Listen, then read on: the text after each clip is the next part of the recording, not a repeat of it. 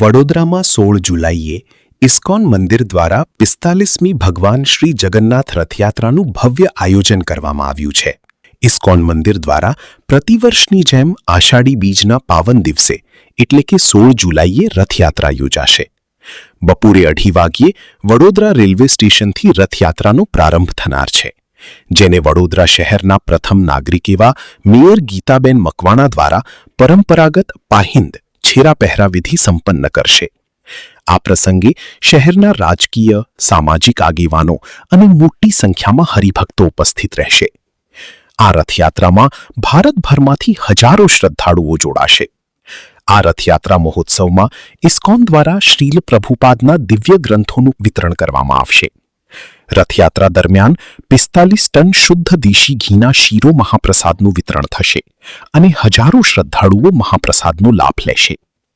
Rathyatra Vadodara railway સ્ટેશનથી શરૂ થઈ શહેરના મુખ્ય માર્ગો પરથી પસાર થશે. પોલો ગ્રાઉન્ડ સામે બરોડા હાઈસ્કૂલ ખાતે સાંજે અંદાજે 8 વાગ્યે રથયાત્રા પહોંચશે. આ રથયાત્રા દરમિયાન ભાવિકોને છોડના રૂપાઓનું પણ વિતરણ કરાશે. ભગવાન શ્રી જગન્નાથની 45મી રથયાત્રામાં લાખો શ્રદ્ધાળુઓની ઉપસ્થિતિ વચ્ચે ભક્તિમય માહોલમાં યોજાશે. ભગવાન શ્રી જગન્નાથજીની રથયાત્રાની માહિતી આપવા એક પત્રકાર પરિષદ યોજાઈ હતી. શ્રી જયપ્રકાશ સોની સાહેબને વિનંતી કરું કે રથયાત્રા વિશે એમના સાંસ્કૃતિક નગરી, ધર્મનગરી અને ઉત્સવપ્રિય નગરી.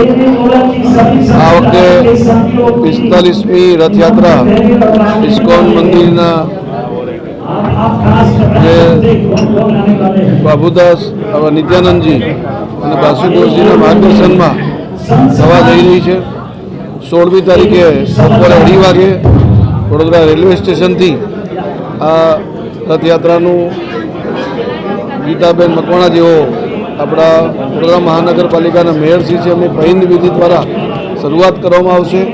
ત્યારબાદ જેનો પરંપરાગત રૂટ છે એ રૂટ ઉપર આખી રથયાત્રા આવવાની છે. ભગવાન જગન્નાથજી જ્યારે નગરચર્યા ઉપર આપણા સ્થાન પર પધારવાના છે ત્યારે સૌ ભાવિક ભક્તોને વિનંતી છે કે આપણે શાંતિથી અને સૌહાર્દપૂર્ણ વાતાવરણમાં ભગવાનના દર્શન કરીએ, ભગવાનના દર્શનનો લાભ લઈએ. પ્રસાદની પણ વ્યવસ્થા ઇસ્કોન મંદિર તરફથી રાખવામાં આવી છે.